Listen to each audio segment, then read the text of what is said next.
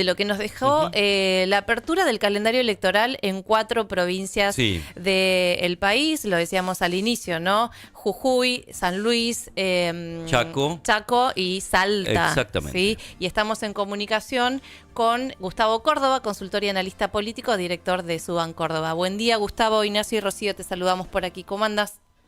Rocío, Ignacio, placer. ¿Cómo les va? Igualmente, gracias por atendernos. Bueno, queriendo un poco poner el ojo en el análisis, ¿no? De lo que dejan los resultados de las elecciones en estas 4 provincias. ¿Cómo lo viste? Bueno, en principio decir, cuando ocurren, como ayer, 4 elecciones consecutivas en 4 provincias, hay que hacer el acostumbrado ganador-perdedor. En el ganador pondríamos a los gobernadores de estas respectivas provincias y al mismo tiempo su propia gobernabilidad, o al menos con la victoria de ayer les queda un panorama bastante interesante respecto de lo que les queda de mandato hasta el 2027, ¿no? Digo, hay que ponderar que estos resultados no son extrapolables a nivel nacional de ninguna manera, más allá de la pretensión de algunos, ¿no?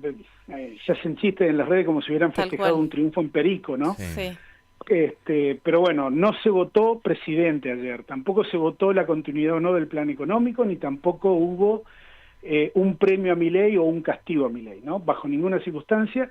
Lo que pasa en las provincias queda en las provincias, dice el dicho, y esto efectivamente es así. Bien. En el marco de la derrota, yo pondría, más allá de alguna pobre performance o desempeño malo del peronismo en alguna provincia, o prácticamente en todas, yo diría que el sistema político argentino está en deuda o en mora. ¿Por qué? Escuchen este dato. Si comparamos las 4 elecciones desde la perspectiva de la participación electoral contra la última elección que hubo, que fue en el 2021, ¿no? Vamos a encontrar que en la elección de hoy cayó de una manera significativa el caudal electoral. En promedio de 15 al 5% en cada una de las provincias. O sea, cada provincia perdió entre 5 y 15% el nivel de electores. De participación. Así es. Esto, ¿por qué es relevante? Porque en el 2021, recordemos el contexto, estábamos atravesando la pandemia. Claro. Gobernaba Alberto Fernández y la economía argentina estaba atravesada por una recesión económica bastante profunda. Hoy gobierna Milei y en teoría, digamos, la economía, si uno escucha al gobierno, está todo fantástico, y si uno escucha a la oposición, no. Pero es muy llamativo que estamos viendo niveles de deserción electoral aún mayores que en el 2021. Esto es un dato que quizás en el corto plazo nadie quiera hacerse cargo, y está bien, pero en el mediano y largo plazo yo pondría este dato en observación porque representa ni más ni menos que pérdida de legitimidad democrática para todas las elecciones, ¿no? Lo vimos en Santa Fe, donde votó apenas el 47% del padrón, y es probable que en la elección porteña tengamos un fenómeno más o menos similar. Lo vimos también en el 2023, que fue un fenómeno significativo en las elecciones previas a las presidenciales, el ausentismo electoral, pero bueno, el dato concreto es que hoy gobierna Milei y no gobierna Alberto Fernández, entonces habría que empezar a preguntarse qué pasa en el votante argentino que no se siente incluido al momento de definir su opinión electoral, ¿no? ¿Y esto podría replicarse en las elecciones nacionales de octubre, digo, la baja participación? No lo sé. No lo sé. Si tomamos como parámetro el 2023, vimos un nivel de ausentismo muy grande en las provincias que después en la elección nacional no se verificó. Es decir, a pesar de que a nivel nacional bajó un punto y medio respecto a anteriores elecciones, no fue tan dramática la caída como sí en algunas provincias, ¿no? Salvo Mendoza en el 2023, el resto de las provincias argentinas tuvo un déficit de, en algunos lugares, de hasta de 25 o 30 puntos. Entonces, es para señalar, para el análisis, para no dejarlo pasar, porque al calor de los triunfos muchas veces omitimos, ¿no? Los analistas observar este tipo de detalle y vale que en este contexto tan dramático que tiene la Argentina vale la pena mencionarlo, ¿no? ¿Y cuánto tiene que ver, Gustavo, el desdoblamiento de las elecciones? Y te pregunto si tiene comparación también con otras elecciones de medio término, la que se van a llevar durante todo este año, en cuestiones de desdoblamiento, ¿no? Mirá, la alteración de las reglas de juego electorales es una muy mala cosa que hace la política, pensando que ellos se creen dueños, ¿no? Fíjate que en el 2023 muchos gobernadores adelantaron sus elecciones, más allá que están habilitados, ¿no?, para hacerlo, pero el peronismo le fue muy mal con esa maniobra. Perdió 7 provincias en el 2023, ¿no? Pensando que adelantando las elecciones ganaban por el solo hecho de adelantar.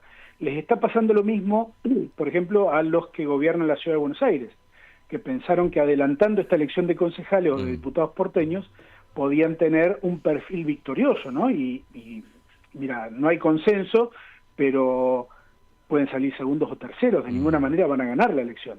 Entonces hay que poner las cosas en su justo término. Yo creo que hay que tratar de que las elecciones tengan una fecha determinada, permanente, inmodificable, sacarle a los gobiernos esta potestad, digamos, de inclinar la cancha cuando a ellos les conviene, porque a veces el elector se puede confundir, y ahí está el problema, ¿no?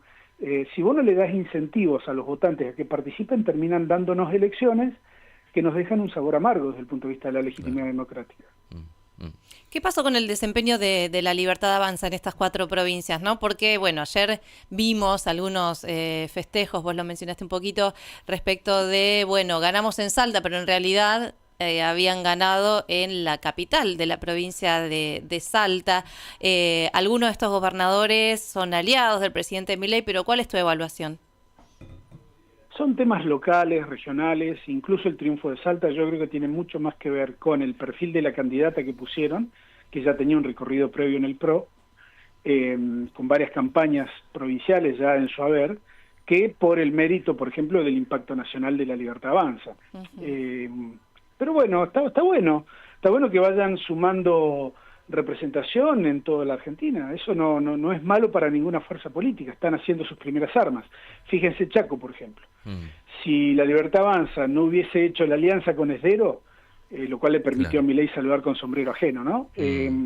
Fíjense que la Libertad Avanza hubiera hecho una elección más que discreta en el Chaco. Y así fueron el resto de las elecciones. También una muy mala elección del peronismo en las 4 provincias, pero eso no significa, bajo ningún punto de vista, uno, que la Libertad Avanza vaya a ganar el país porque ganó en Salta Capital.